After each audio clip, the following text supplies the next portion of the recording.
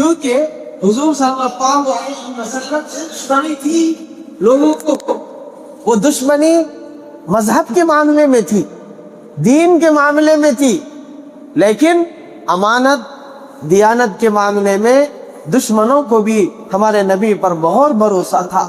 بہت اعتماد تھا دشمنوں کو بھی۔ دشمنی کے باوجود مکے کے دشمنی کے باوجود حضرت حضور صلی اللہ علیہ وسلم کے پاس اپنی امانتیں لا کے رکھتے تھے، اور یہ کہتے تھے مکے والے حضور کو کہ محمد جو ہے صادق ہے، ہمیشہ سچ بولنے والے، اور محمد امین ہے، امانت دار ہے، دیانت دار ہے، سب مانتے تھے، لیکن ساتھ میں یہ بولتے تھے کہ آپ کی باتیں اچھی ہیں، آپ کے معاملات اچھے ہیں، آپ کے اخلاق اچھے ہیں، آپ اچھے ہیں، لیکن آپ جو ہے دین کی بات مت کرو، جو دین آپ لے کے آئے وہ اچھا نہیں ہے، ہم پرانے ہی دین پہ رہیں گے، پرانے ہی مذہب پہ رہیں گے، یہ مذہب کو چھوڑ کے دین کو چھوڑ کے آپ ہر چیز میں اچھے ہیں، یہ کہتے تھے مکے والے۔ لیکن حضور صلی اللہ علیہ وسلم تو اصل دین پھیلانے کے لیے ہی تو آئے تھے، مذہب پھیلانے کے لیے آئے تھے، تو جو اصل چیز تھی اس کو نہیں لیتے تھے، اور بقیہ سب چیزوں کو لیتے تھے حضور صلی اللہ علیہ وسلم سے مکے والے۔ تو وہ امانتیں جو ہے واپس کرنا تھا، دینا تھا، لوٹانا تھا، کیونکہ مکہ چھوڑ کے جا رہے ہیں، وطن چھوڑ کے جا رہے ہیں۔ تو حضرت علی رضی اللہ تعالی عنہ کو حضور صلی اللہ علیہ وسلم نے یہ کام دیا، لوگوں کی امانتیں دی۔ اس واقعے سے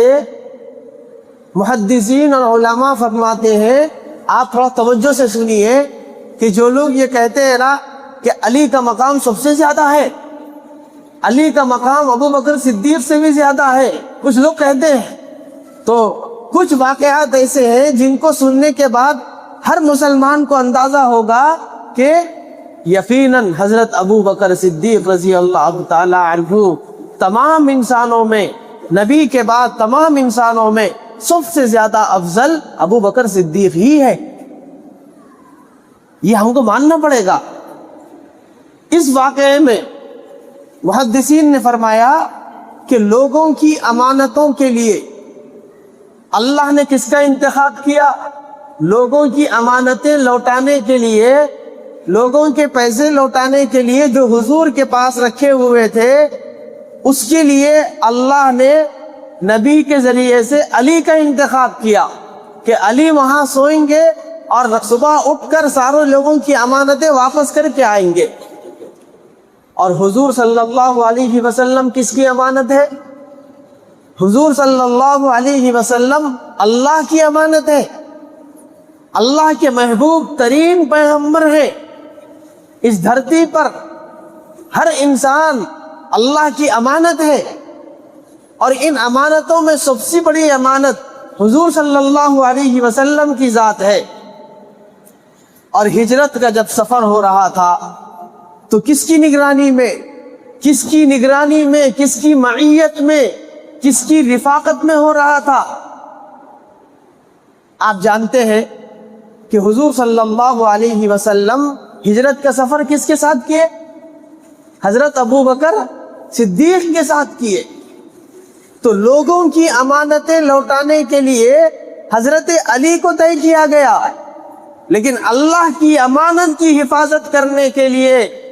کائنات کے سردار کی حفاظت کرنے کے لیے اللہ نے تمام صحابہ میں کس کا انتخاب کیا؟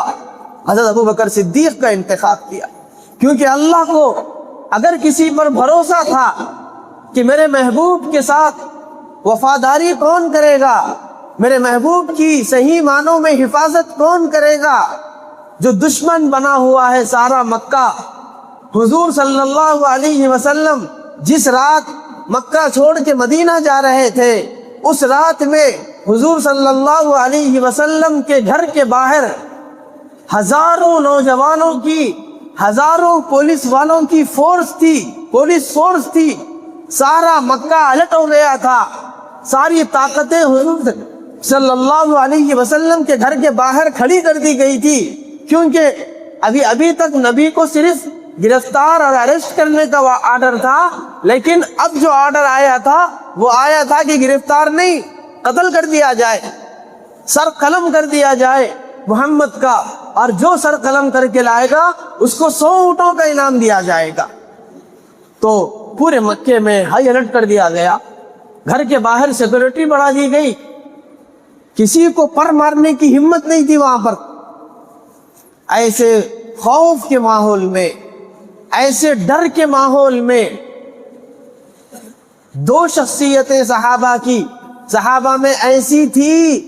جنہوں نے حضور کا پورا ساتھ دیا، اپنی جان کی بازی لگا دی۔ ہم اور آپ ہوتے تو پیٹھ دکھا کے چلے جاتے تھے، لیکن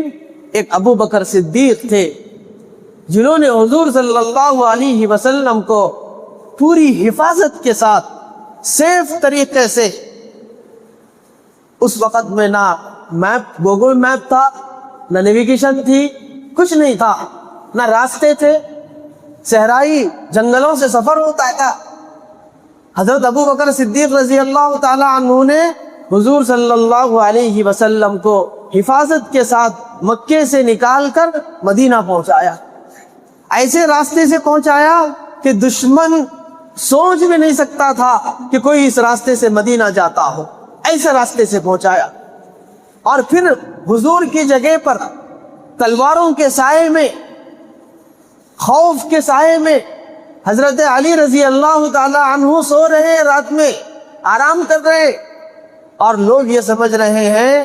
کہ حضور یعنی محمد صلی اللہ علیہ وسلم گھر میں ہیں اندر، صبح اٹھ کے جب باہر آئیں گے فجر کی نماز کے لیے تو ہم ان کا کام تمام کر دیں گے، ان کی گردن اڑا دیں گے۔ اور حضور تو رات ہی میں نکل گئے، اور وہاں حضرت علی آرام کر رہے تھے۔ جب صبح ہوئی تو دیکھا لوگوں نے کہ حضور تو نہیں ہے، حضور کی جگہ پہ حضرت علی ہے۔ تو حضرت علی سے دشمنی نہیں تھی، حضور سے دشمنی تھی۔ حضرت علی رضی اللہ تعالی عنہ صبح میں لوگوں کی امانتیں واپس کر کے پھر سفر کر کے حضور کے پیچھے گئے مدینہ، بعد میں گئے، لاسٹ میں گئے۔ تو حضرت علی کہتے تھے کہ ہر روز رات میں جب میں سوتا تھا تو اس خوف سے سوتا تھا کہ یہ میری آخری رات ہوگی، یہ میری آخری نیند ہوگی۔ لیکن ہجرت کے رات میں جب اللہ کے رسول صلی اللہ علیہ وسلم نے مجھے کہا تھا کہ اے علی رات میں میری جگہ پہ آرام کرنا، صبح میں یہ لوگوں کی امانتیں لوٹا کے پھر میرے ساتھ آ کے ملنا مدینے میں، تو مجھے یقین تھا کہ آج کی رات تو مجھے موت نہیں آئے گی، کیونکہ اللہ کے نبی نے کہا کہ صبح اٹھ کے لوگوں کی امانتوں کو واپس کرنا ہے۔ پوری زندگی میں وہی ایک رات تھی جس کو میں اطمینان سے آرام سے سویا بغیر کسی خوف، ورنہ ہر رات میں مجھے خوف ستاتا تھا کہ آج رات میری آخری رات ہے۔ اور ہر انسان کو بھی ایسے ہی سمجھنا ہے، ہر شخص کو بھی ایسے ہی سمجھنا ہے، ہر مسلمان کو بھی یہی سوچنا ہے کہ کون سا میرا دن لاسٹ ہو سکتا ہے، کون سا میری رات آخری ہو سکتی ہے۔ یہ سوچنا، موت کا استحضار رکھنا، موت کو یاد رکھنا ہمارا ایمانی تقاضا ہے۔ سارے گناہوں کی جڑ، سارے نافرمانیوں کی جڑ، اللہ سے بغاوت اور سرکشی کی جڑ موت کو بھول جانا ہے۔ انسان گناہ اس لیے کرتا ہے کہ موت کو بھول گیا، نافرمانی اس لیے کرتا ہے کہ موت کو بھول گیا، عیاشیاں اس لیے کرتا ہے کہ موت کو بھول گیا۔ جس وقت تھوڑی دیر کے لیے اپنا سر نیچے جھکا کر اور آنکھیں بند کر کے یہ تصور کرے کہ اب موت کا فرشتہ میرے سامنے آ کے کھڑا ہوا ہے، اللہ کے حکم سے میرے جسم سے میری روح نکالی جا رہی ہے، میرا آخری وقت چل رہا ہے، پھر کچھ دیر کے بعد میری روح میرے جسم سے نکال لی گئی ہے، میں بے جان کر دیا گیا ہوں، میں بے روح تک کر دیا گیا ہوں، میں پڑ گیا ہوں، موت آ گئی ہے مجھے، اور پھر اب مجھے غسل دینے کے لیے لے جایا جا رہا ہے، کفن دینے کے لیے لے جایا جا رہا ہے، کفن پہنایا جا رہا ہے، میری لاش کو جنازے پہ رکھا جا رہا ہے، لوگ میرا نماز جنازہ پڑھ رہے ہیں، اور پھر کچھ دیر کے بعد مجھے ایک چھوٹے سے گڑھے میں قبر کے ڈال دیا جائے گا، تھوڑی دیر میرے ساتھ لوگ رہیں گے، باپ تھوڑی دیر رہے گا، بھائی تھوڑی دیر رہے گا، اولاد تھوڑی دیر رہے گی، رشتہ دار دوست احباب تھوڑی دیر رہیں گے۔ کتنی دیر رہیں گے؟ 10 منٹ رہیں گے، آدھا گھنٹہ رہیں گے، 1 گھنٹہ رہیں گے، 2 گھنٹے رہیں گے، 4 گھنٹے رہیں گے، 5 گھنٹے رہیں گے۔ لیکن اس کے بعد سب اپنے ہاتھوں کی مٹی کو جھٹک کر وہاں سے نکل جائیں گے۔ اب مجھے تن تنہا رہنا ہے اور اللہ کو اور اللہ کے فرشتوں کو، منکر نکیر کو سوالات کے جوابات دینا ہے۔ یہ سفر میرا تنہا ہے، اکیلے ہے، کوئی میرا ساتھ دینے والا نہیں ہے، کوئی ساتھ دینا چاہے تو بھی نہیں دے سکتا ہے۔ یہ تصور اگر کوئی کرے، روزانہ کرے، تو کسی کی مجال ہو سکتی ہے گناہ کرنے کی، کسی کی مجال ہو سکتی ہے اللہ کی نافرمانی کرنے کی۔ یہ نافرمانی اس لیے کرتے ہیں ہم کہ ہم موت کو یاد نہیں رکھتے۔ ہر مسلمان کو چاہیے کہ دن میں کم سے کم 100 مرتبہ اپنے موت کا مذاکرہ کرے، موت کو یاد رکھے، پھر تقوی ہمارے اندر پیدا ہوگا، اللہ کا خوف ہمارے اندر پیدا ہوگا، عبادتوں کا شوق ہمارے اندر پیدا ہوگا۔ دنیا میں رہ رہ کے ہمارے دل اتنے تنگ ہو گئے ہیں اور اتنے کند ہو گئے ہیں کہ ہم موت کو بھول گئے، اللہ سے ملاقات کو بھول گئے۔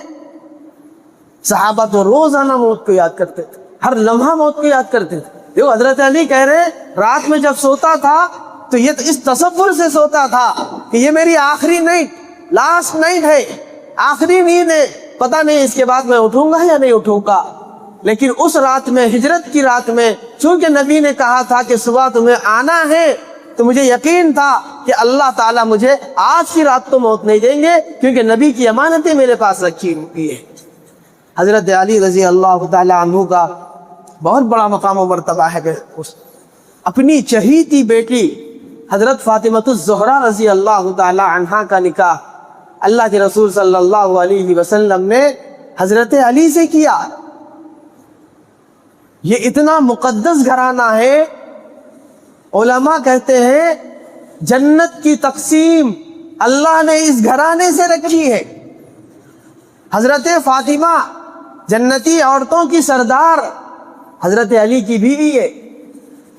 حضرت حسن اور حضرت حسین جنتی نوجوانوں کے سردار حضرت علی کے بیٹے ہیں۔ اور کائنات میں سب سے زیادہ مقدس ترین خاتون اگر کوئی ہے تو وہ حضرت فاطمۃ الزہرا ہے، اس کے خاوند اور اس کے شوہر ہے حضرت علی۔ بہت بڑا مقام ہے ان کا، ان کے گھرانے کا، ان کی فیملی کا۔ ہمارے نبی کو بہت محبت تھی حضرت علی سے، بہت چاہتے تھے، بلکہ یہ تک کہا صحابہ سے، من کنت مولاہ فعلی مولاہ، من کنت مولاہ فعلی مولاہ، جو مجھے دوست رکھتا ہے اس کو چاہیے کہ وہ علی کو بھی دوست رکھے۔ جس کا میں دوست ہوں علی بھی اس کا دوست ہے، اور جس کا میں دشمن ہوں علی بھی اس کا دشمن ہے۔ یہ نبی سے، حضرت علی رضی اللہ تعالی عنہ سے نبی کی محبت کے ایسے واقعات ہیں۔ شجاعت میں، بہادری میں بے مثال تھے حضرت علی رضی اللہ تعالی عنہ۔ آپ جانتے ہیں کہ جنگ خیبر میں جب حضور صلی اللہ علیہ وسلم اور صحابہ کرام، ایک علاقہ ہے خیبر مدینے میں، تو اس علاقے میں بہت سارے قلعے تھے یہودیوں کے، اور مسلمانوں کو جنگ کرنا پڑا۔ بڑے بڑے قلعے تھے، ان قلعوں کو فتح کرنا تھا۔ 16 قلعے تھے، 15 قلعے مسلمانوں نے فتح کر لی، ایک قلعہ مسلمانوں سے قابو میں نہیں آ رہا تھا، صحابہ سے فتح نہیں ہو رہی تھی اس کی۔ پریشان تھے صحابہ کرام کہ اتنے بڑے بڑے مرحلے آسان ہو گئے، کارنامے ہم کر لیے، لیکن ایک قلعہ فتح نہیں ہو رہا۔ تو رات میں حضور صلی اللہ علیہ وسلم کے پاس صحابہ میدان جنگ ہی میں تھے، خیبر میں پہنچے حضور کے پاس، کیا کیا جائے، ایک قلعہ فتح نہیں ہو رہا۔ تو حضور صلی اللہ علیہ وسلم نے کہا صحابہ سے،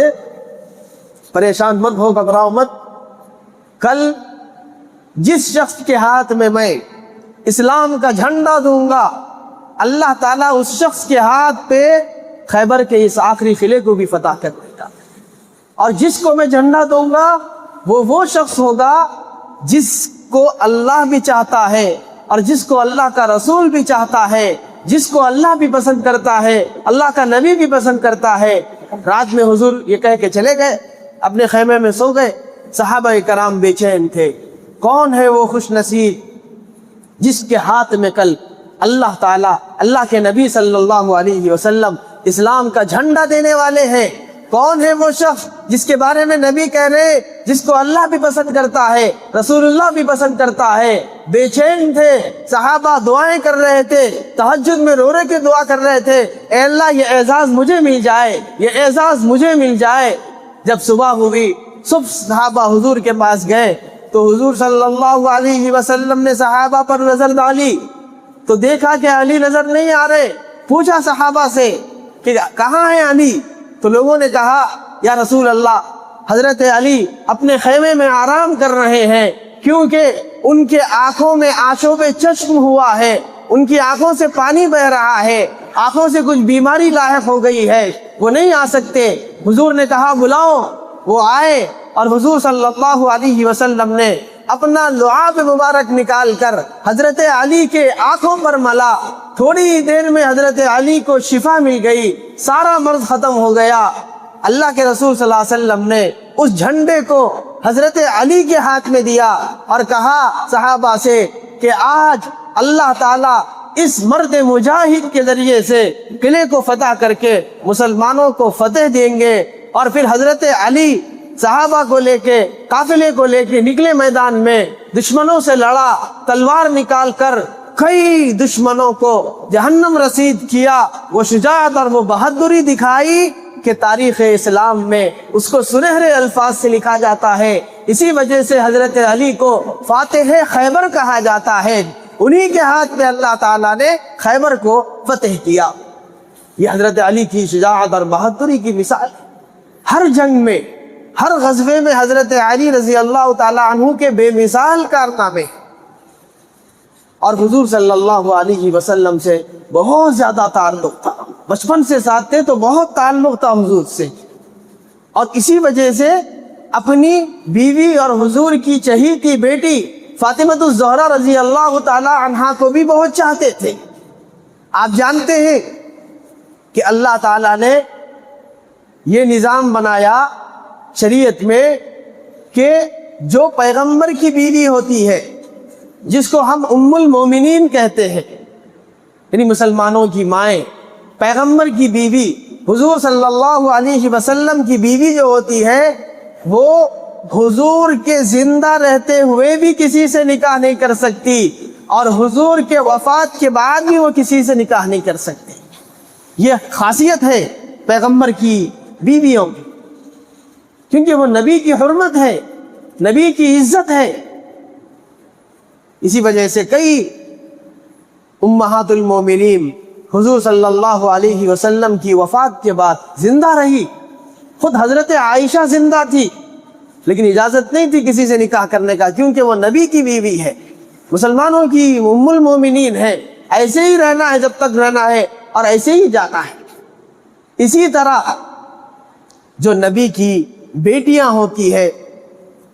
جو نبی کی بیٹیاں ہوتی ہے، ان کے لیے بھی یہ مسئلہ ہے کہ وہ کسی دوسرے سے کے نکاح میں رہنے کے بعد پھر وہ کسی دوسرے سے نکاح نہیں کر سکتی ہے۔ حضرت فاطمہ رضی اللہ تعالی عنہا بھی حضرت علی کے نکاح میں تھی اور زندگی بھر انہی کی نکاح میں تھی، اور حضرت علی کو یہ اجازت نہیں تھی کہ وہ کوئی اور دوسرا نکاح کرے۔ کیوں؟ اس لیے کہ نبی کی بیٹی، نبی کی لخت جگر ان کے نکاح میں ہے، ان کے نکاح میں رہتے ہوئے کسی کو اجازت نہیں ہے کہ وہ اور کسی سے نکاح کرے۔ اس لیے حضرت عثمان نبی کے داماد تھے، جب تک نبی کی بیوی، نبی کی بیٹی ان کے نکاح میں تھی، انہوں نے کوئی دوسرا نکاح نہیں کیا۔ حضرت علی جب تک حضرت فاطمہ زندہ تھی ایک ہی نکاح میں تھے، جب حضرت فاطمہ رضی اللہ تعالی عنہا کا وصال ہو گیا آپ اس دنیا سے پردہ فرما گئی، اس کے بعد پھر حضرت علی رضی اللہ تعالی عنہ نے دوسرے نکاح بھی کیے۔ تو زندگی بھر حضرت علی حضرت فاطمہ کا اور حضرت فاطمہ حضرت علی کا حق ادا کرتے رہے، پریشانیوں میں، مصیبتوں میں، مشکلات میں فاقے برداشت کیے۔ کئی ہفتے ایسے گزر جاتے تھے حضرت علی کے گھر میں چولہا نہیں جلتا تھا، بھوکے رہتے تھے، فاقوں میں زندگی گزارتے تھے، لیکن کبھی حضرت فاطمہ نے حضور کے پاس آ کر اپنے گھر کے میٹر کے بارے میں ڈسکشن نہیں کیا، اپنے شوہر کی شکایت نہیں کی۔ اتنا توکل تھا اس کے اندر بھی، اللہ کے اس امتحانات پر، اللہ کی اس قربانی پر اتنا استقامت تھا کہ کبھی شکایت نہیں کی حضرت فاطمہ رضی اللہ تعالی عنہا نے۔ ایک مرتبہ حضرت فاطمہ رضی اللہ تعالی عنہ کو کسی نے پوچھا، کسی نے کہا کہ ابھی مسلمان جنگ سے فارغ ہو کے لوٹ کے واپس آئے ہیں، بہت سارا مال مسلمانوں کو ملا ہے، اللہ کے رسول صلی اللہ علیہ وسلم مال تقسیم کر رہے ہیں صحابہ میں، کسی کو پیسہ دے رہے ہیں، کسی کو درہم دے رہے ہیں، کسی کو غلام دے رہے ہیں، کسی کو باندیا دے رہے ہیں۔ اس زمانے میں یہی مال تھا، تو تم بھی جا کے اپنے ابو سے کہہ کے ایک آدھ خادمہ کو، ایک آدھ نوکر کو، ایک آدھ باندی کو لا لو تاکہ وہ گھر میں کام کاج کر لے۔ تو حضرت فاطمہ کو مشورہ سمجھ میں آیا کہ میں گھر میں اگر کوئی میرے ساتھ رہے گی تو کام کاج میں میرا ساتھ دے گی، تو گئی حضرت فاطمہ رضی اللہ تعالی عنہ۔ تو حضور صلی اللہ علیہ وسلم گھر میں نہیں تھے، جا کے واپس آ گئی۔ جب حضور گھر پہ آئے تو پتا چلا کہ بیٹی آئی تھی، تو حضور صلی اللہ علیہ وسلم بڑے اہتمام سے تقریباً روزانہ ہی حضرت فاطمہ کے پاس جاتے تھے، اپنی بیٹی کے گھر جاتے تھے، وہ بھی تقریباً پابندی کے ساتھ، کیونکہ آزو بازو ہی گھر تھا سب کا، تو یہ بھی آتی تھی اپنے باپ سے ملنے اور حضور بھی جاتے تھے اپنی بیٹی سے ملنے کے لیے۔ اسی وجہ سے محدثین نے فرمایا جس کو اللہ نے بیٹیاں دی ہو اور وہ اپنی بیٹیوں کا بیاہ کر دیا ہو تو اس کو چاہیے کہ وہ وقتاً فوقتاً جا کر اپنی بیٹی سے ملا کرے، اپنی بیٹی کا حال دریافت کیا کرے۔ حضور صلی اللہ علیہ وسلم نبوت کی مصروفیت کے باوجود، رسالت کی مصروفیت کے باوجود، مسلمانوں کی امامت اور لیڈرشپ کی مصروفیت کے باوجود اپنے فیملی سے کبھی غافل نہیں ہوتے تھے۔ حضور اپنے رشتہ داروں سے کبھی غافل نہیں ہوتے تھے، ہر ایک کو اس کا حق ادا کرتے تھے، رشتہ داروں کا بھی حق ادا کرتے تھے، بیویوں کا بھی حق ادا کرتے تھے، اولاد کا بھی حق ادا کرتے تھے۔ جاتے تھے حضرت فاطمہ رضی اللہ تعالی عنہا کے پاس، جا کے خیر خیریت پوچھتے تھے۔ تو گئے، آئی تھی معلوم ہوا تو گئے گھر کو، تو پوچھا کہ کیا ہوا، کیوں آئی تھی؟ تو حضرت فاطمہ نے کہا کہ ایک باندی، ایک غلام آپ مجھے بھی دے دے تاکہ مجھے کام کاج میں سہولت ہو سکے۔ تو حضور صلی اللہ علیہ وسلم نے حضرت فاطمہ سے کہا، اے فاطمہ کیا میں تمہیں اس سے بھی اچھی چیز نہ دوں جو تم مانگ رہی ہو؟ تو حضرت فاطمہ نے کہا بالکل یا رسول اللہ دیجئے۔ تو حضور نے کہا کہ میں تمہیں ایک ایسا وظیفہ بتاتا ہوں، وہ وظیفہ تمہارے لیے، تمہارے شوہر علی کے لیے، تمہاری فیملی کے لیے اس سے بھی زیادہ بہتر ہے۔ وہ وظیفہ یہ ہے کہ تم روزانہ صبح و شام 33 مرتبہ سبحان اللہ، 33 مرتبہ الحمدللہ، 34 مرتبہ اللہ اکبر پڑھو۔ یہ جو وظیفہ ہے، یہ وظیفہ تمہارے لیے غلاموں سے بھی بہتر ہے، مال و دولت اور جائیدادوں سے بھی بہتر ہے۔ تم دنیا میں تو فقیر رہو گے، لیکن اس وظیفے کو پڑھ کے آخرت میں تم غنی اور مالدار بن جاؤ گے۔ مانگنے آئے تھے غلام باندی، لیکن دے رہے ہیں رسول اللہ صلی اللہ علیہ وسلم وظیفہ، اور سارا مال دوسروں میں تقسیم کر دیا، اپنے لیے، اپنے گھر والوں کے لیے کچھ نہیں رکھا ہے۔ بہت عظیم المرتبت لوگ تھے میرے دوستو، بہت بڑے صحابی تھے حضرت علی رضی اللہ تعالی عنہ، لیکن ان سب مناقب کے باوجود، ان سب فضیلتوں کے باوجود ہم اہل سنت والجماعت کا یہ عقیدہ ہے کہ مقام و مرتبے میں صحابہ میں سب سے پہلے کس کا نمبر ہے؟ حضرت ابو بکر کا ہے، اس کے بعد حضرت عمر کا ہے، اس کے بعد حضرت عثمان کا ہے، اس کے بعد حضرت علی کا ہے۔ اس ترتیب سے ان چاروں خلفاء کو ماننا ہے، اور پھر اس کے بعد تمام صحابہ کرام اکمل ہو جاتے ہیں اور سب کا مقام و مرتبہ برابر ہو جاتا ہے۔ ہاں کچھ فضیلت ان صحابہ کو ہے جنہوں نے ہجرت کر کے مدینہ گئی، اور کچھ فضیلت ان صحابہ کو ہے جو مدینے میں تھے، انہوں نے مہاجر صحابہ کی مدد کی، ان کی نصرت کی، ان کا تعاون کیا، تو وہ فضیلتیں کچھ ہو سکتی ہے۔ لیکن اول نمبر کے صحابی حضرت ابو بکر ہے، دوسرے نمبر کے حضرت عمر ہے، تیسرے نمبر کے حضرت عثمان ہے، چوتھے نمبر کے حضرت علی ہے۔